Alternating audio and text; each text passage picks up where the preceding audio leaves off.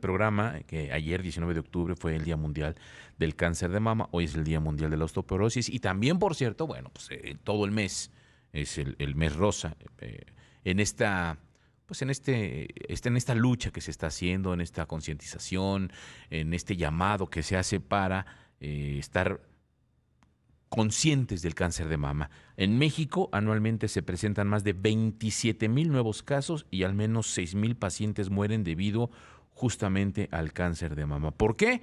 Vamos a preguntarle al doctor Manuel Acuña Tobar, cirujano oncólogo. ¿Cómo está, doctor? Muy buen día. Bien, me da gusto saludarte aquí platicando de este mes, octubre rosa. Un abrazo para todos, al público en general. Oiga, doctor, las cifras siguen siendo muy altas todavía, ¿no?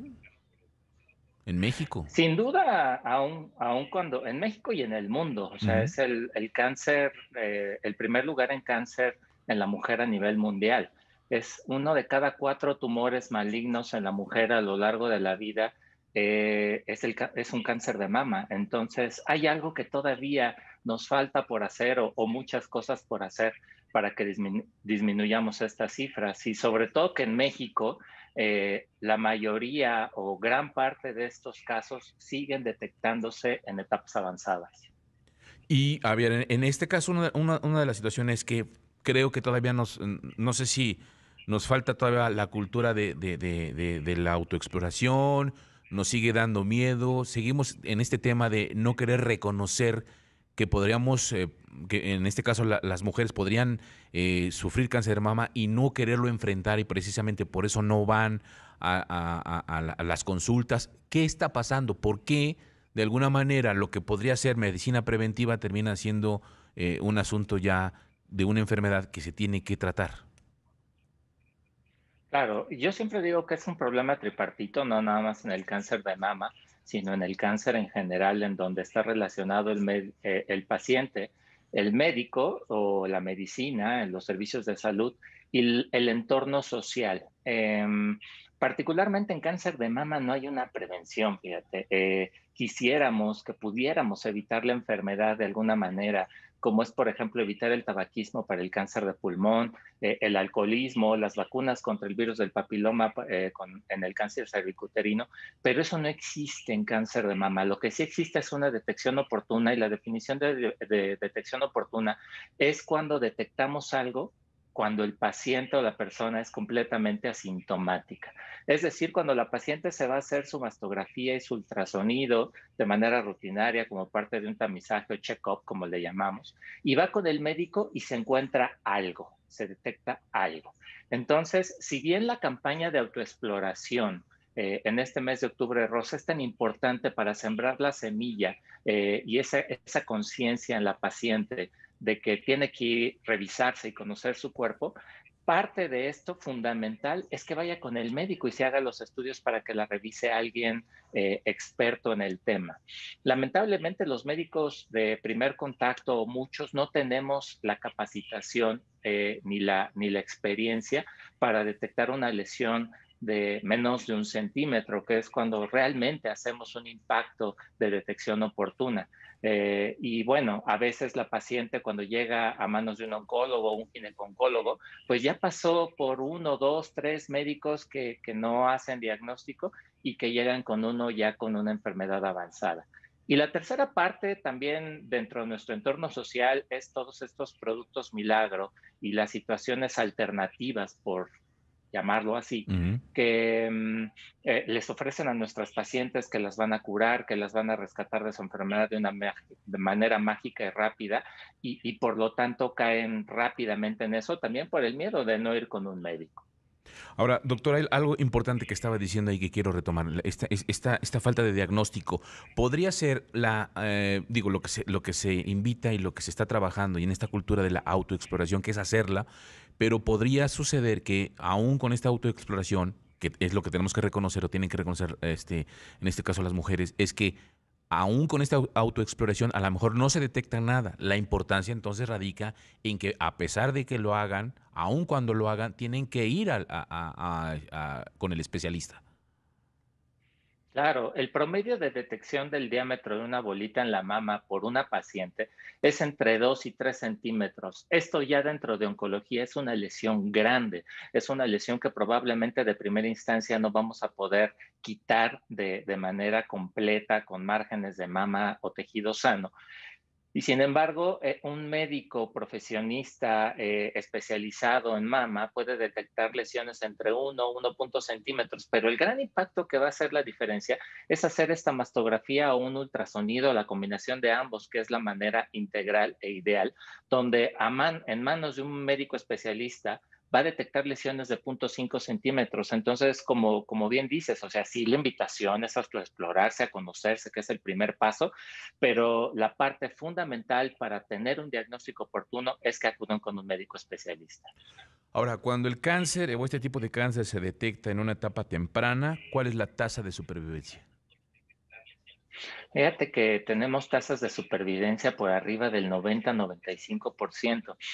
Y lo más importante de esto es que yo siempre le digo a mis pacientes, bueno, si tú vas con el oncólogo 1, el oncólogo 5 o el oncólogo 10, probablemente cada uno te ofrezca un tratamiento diferente y no va a estar mal porque tenemos tanta variedad de tratamientos quirúrgicos y todos los que están alrededor del tratamiento del cáncer de mama, que probablemente todos estén bien de cierta manera.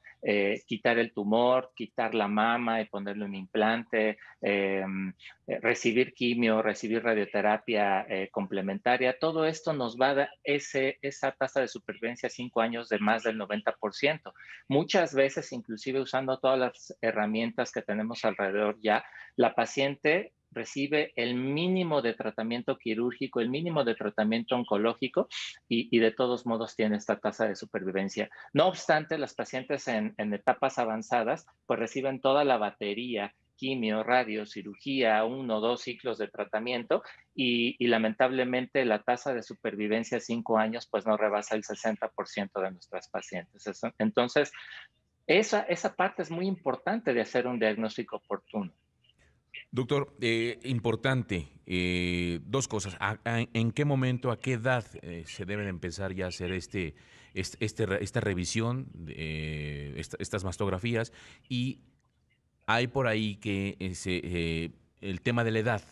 Es cierto que conforme avanza la edad hay más probabilidades de que puedan tener cáncer de mama. Todos los libros de oncología y en general nos dicen que el promedio de aparición del cáncer de mama es entre los 60 y 65 años. Sí, pero hay muchas excepciones a la regla. Por eso cuando me preguntan cuál es el check-up ideal o a qué edad hay que empezarse a hacer este tipo de estudios, va a estar mucho de la mano con los antecedentes oncológicos del paciente blanco.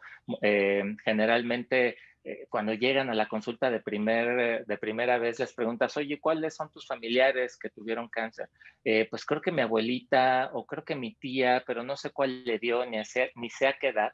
Y Ujú. son datos fundamentales que debemos de tener en el expediente clínico para poderle ofrecer este tipo de check-up ideal y personalizado a cada paciente. Una paciente con factores de riesgo que son mamá, hermana, abuela con cáncer de mama, más de 2 o 3 familiares de primer contacto con cáncer de mama, un paciente hombre con cáncer de mama a cualquier edad o alguno que tuvo cáncer bilateral, todos estos son factores de riesgo para empezar una exploración y una búsqueda de estas lesiones de manera formal con el médico a partir inclusive desde los 20 años con un ultrasonido.